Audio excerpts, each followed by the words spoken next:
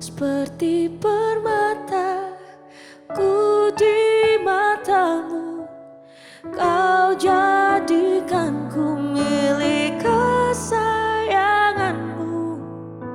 Seperti Bapa mengasihi anaknya, demikianlah Allahku mengasihiku.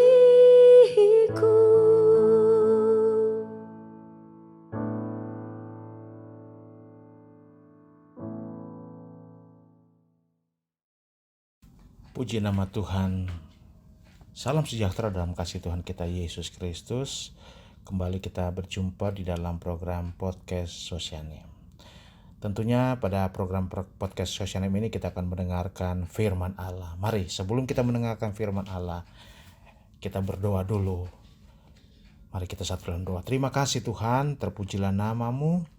Oleh karena kebaikan Tuhan, oleh karena kemurahan Tuhan, kami ada sebagaimana kami ada sampai hari ini. Ini bukan karena kekuatan kami, tapi karena kekuatan Tuhan.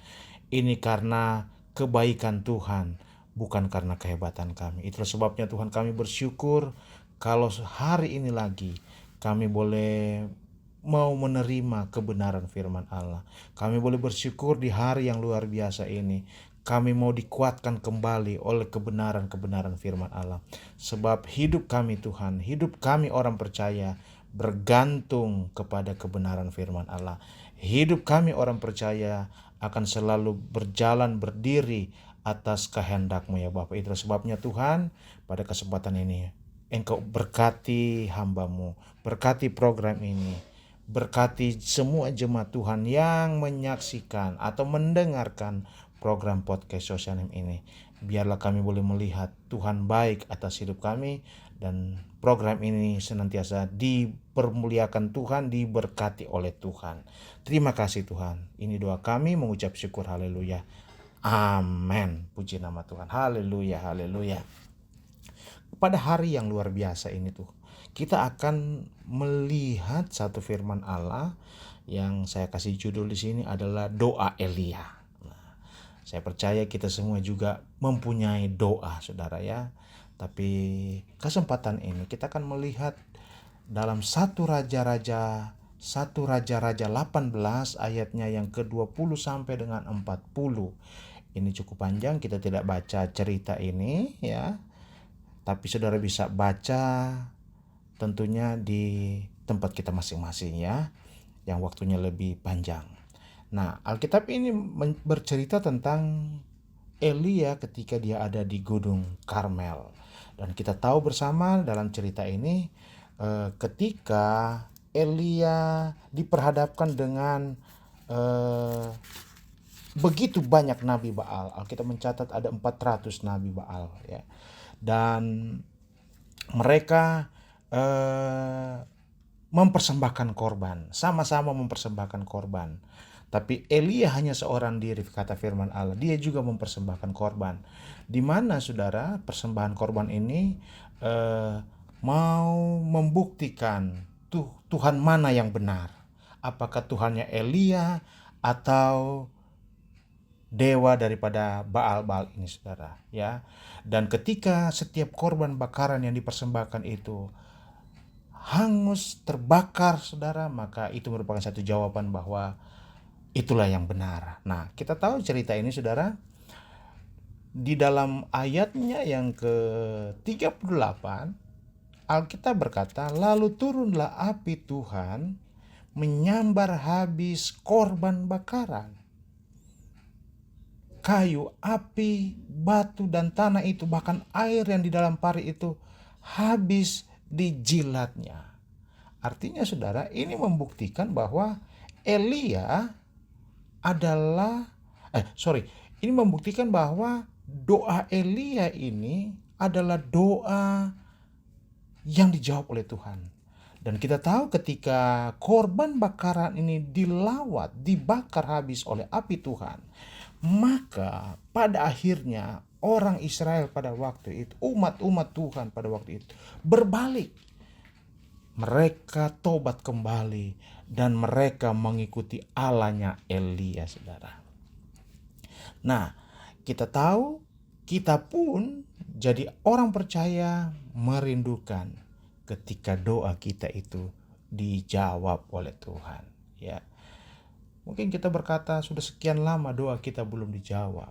Mungkin kita berkata saya merindukan supaya doa kita ini, setiap doa kita dijawab Tuhan, diberikan jalan keluar, diberikan pertolongan.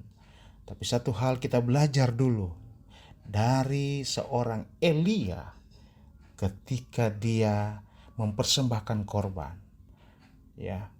Lantas firman Allah berkata, api Tuhan menyambar habis korban bakaran, atau dengan kata lain, apa yang dinaikkan kepada Tuhan oleh seorang Elia itu didengar oleh Tuhan. Nah, mari kita melihat, saudara, apa yang membuat doa Elia itu dijawab Tuhan atau berkenan kepada Tuhan, di hati Tuhan. Yang pertama, di ayat yang ke-30, di sana jelas dikatakan bahwa kata Elia kepada seluruh rakyat itu, datanglah dekat kepadaku. Maka mendekatlah seluruh rakyat itu kepadanya. Lalu ia memperbaiki mezbah Tuhan yang telah diruntuhkan itu. Wow, saudara, rupanya yang membuat doa Elia didengar oleh Tuhan karena dia mengajak umatnya untuk apa? Mendekat dan memperbaiki mezbah yang rusak. Ini penting, saudara. Untuk kita mau melihat Tuhan bekerja, Tuhan mendengar, Tuhan mau menyatakan mujizatnya, mau memberikan pertolongannya kepada kita. Rupanya kita harus perbaiki apa yang rusak. Mungkin mezbahmu hari-hari ini tidak lagi berkenan kepada Tuhan. Mungkin doa kita, ibadah kita, penyembahan kita, membaca firman Tuhan, ini merupakan satu mezbah, saudara, yang mungkin kita sudah tidak pernah lakukan. Sama seperti orang Israel, mereka lebih condong hidup dengan mengikuti dewa-dewa atau Baal-Baal pada waktu itu. Tapi mari kita belajar dari seorang Elia. Rupanya ini yang penting, harus kita perbaiki, saudara. Atau dengan kata lain, perbanyaklah doa, perbanyaklah ibadah, perbanyaklah penyembahan, perbanyaklah membaca firman Tuhan.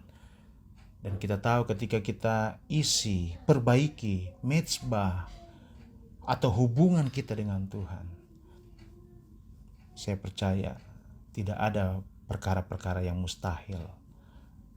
Pasti Tuhan akan kerjakan, saudara. Yang kedua, saudara, kita lihat di ayat yang ke-34 yang sampai dengan ayat yang ke-35. Sesudah itu ia berkata, penuhilah 4 buyung dengan air dan tuangkan ke atas korban bakaran dan ke atas kayu api itu. Kemudian katanya, buatlah begitu untuk kedua kalinya. Dan mereka berbuat begitu untuk kedua kalinya. Kemudian katanya, buatlah begitu untuk ketiga kalinya. Dan mereka berbuat begitu untuk ketiga kalinya. Sehingga air mengalir sekelilingi mezbah itu. Bahkan parit itu pun penuh dengan air. Rupanya yang kedua saya melihat ada ketaatan. Di sini Elia berkata setelah mereka memperbaiki mezbah. Elia berkata, penuhilah 4 buyung dengan air. Dan itu dituangkan di atas korban bakaran. Sesuatu yang tidak masuk akal. Sesuatu yang tidak sesuai dengan akal sehat kita. Mana mungkin korban bakaran kita siram pakai air, saudara. Gimana api mau menyala, saudara? Tapi ini di luar dari logika manusia. Dan Alkitab berkata, Elia berkata kepada orang-orang pada waktu itu, pada umat-umat pada waktu itu, jangan cuma sekali, 2 kali, sampai 3 kali. Mereka berulang kali lakukan itu. Artinya ketaatan, saudara. Dan ketaatan selalu menghasilkan mujizat Tuhan. Ketaatan menghasilkan pertolongan Tuhan. Saudara ingat di dalam Injil Lukas pasal yang ke-5. Seorang Simon Petrus pernah berkata, Guru, sepanjang malam kami telah bekerja keras, tapi kami tidak menangkap apa-apa. Tapi karena Engkau yang menyuruhnya, Engkau guru yang menyuruhnya, aku akan melakukannya juga. Alkitab berkata, saudara, saat itu juga, hari itu juga, Simon menangkap sejumlah besar ikan. Yang tadinya semalam-malaman dia tidak dapat apa-apa. Tapi di tempat yang sama, di lokasi yang sama, Tuhan buat mujizat karena dia taat kepada Tuhan. Jadi saudara, rupanya ketika kita sudah memperbaiki mezbah, hidup dalam ketaatan akan firman Tuhan, itu penting. Jangan cuma sekali kita lakukan bosan, 2 kali bosan. Tapi Alkitab berkata mereka berulang-ulang kali, atau dengan kata lain, mari kita lakukan firman Tuhan. Lakukan dengan ketaatan, saudara. Tentang Nuh juga Alkitab berkata, Nuh melakukan tepat seperti yang Tuhan katakan. Dia taat, maka kita melihat Nuh juga diselamatkan oleh Tuhan. Doa dari seorang Nuh didengar oleh Tuhan. Bahkan Alkitab berkata Tuhan memberkati Nuh. Jadi dengan kata lain, kalau doamu ingin didengar oleh Tuhan, senantiasa taat kepada Tuhan. Yang terakhir, kita lihat di ayatnya yang ke-36 dan 37. Kemudian pada waktu mempersembahkan korban petang, dalam 1 Raja-Raja 18 ayat 36 sampai 37, tampillah Nabi Elia dan berkata, ya Tuhan, Allah Abraham, Ishak dan Israel, pada hari ini biarlah diketahui orang bahwa Engkaulah Allah di tengah-tengah Israel, dan bahwa aku ini hamba-Mu, dan bahwa atas firman-Mu lah aku melakukan segala perkara ini. Jawablah aku ya Tuhan, jawablah aku, supaya bangsa ini mengetahui bahwa Engkaulah Allah ya Tuhan, dan Engkaulah yang membuat hati mereka tobat kembali. Yang ketiga, saudara, apa sih tujuan doamu, saudara? Kalau tujuan doamu hanya untuk membanggakan diri sendiri, Tuhan tidak akan dengar. Tapi ketika tujuan doamu itu untuk supaya kita lebih lagi taat kepada Tuhan, untuk kita mau tobat kepada Tuhan, untuk lebih mengasihi Tuhan, untuk lebih mencintai Tuhan, saya pastikan doamu ini akan didengar oleh Tuhan. Kalau tujuan doa kita ini untuk kemuliaan nama Tuhan, saudara, saya pastikan kita akan melihat campur tangan Tuhan. Ketika saudara minta supaya Tuhan memberkati kita dengan tujuan supaya kita boleh menjadi berkat, saya percaya tidak ada yang mustahil. Tuhan akan bekerja, Tuhan akan mendengar, Tuhan akan menolong. Itulah sebabnya, mari, kalau Elia boleh didengar, doanya didengar oleh Tuhan, saya percaya kita jemaat Tuhan juga, dimanapun kita berada, apa yang menjadi doa kita akan didengar oleh Tuhan. Ketika kita memperbaiki mezbah, ketika kita menjadi selalu taat, dan biarlah tujuan kita, doa kita untuk kemuliaan nama Tuhan. Terpujilah nama Tuhan. Mari saya akhiri firman Tuhan dengan doa. Kita berdoa kepada Tuhan. Terima kasih Tuhan buat kebenaran firman-Mu. Terima kasih buat firman yang sudah hamba-Mu sampaikan. Biarlah ini tertanam atas kehidupan kami. Biarlah ini juga menjadi, setiap kami yang mendengar boleh menjadi buah-buah setiap firman yang kami dengar. Ketika tertanam itu bertumbuh dan akan berbuah. Terima kasih Tuhan. Berkati jemaat Tuhan dimanapun mereka berada. Apapun yang menjadi pergumulan mereka, Tuhan tetap nyatakan kebaikan-Mu. Terima kasih Tuhan, senantiasa memberkati program ini. Di dalam berkat nama Tuhan Yesus Kristus. Haleluya, haleluya. Amin. Puji nama Tuhan.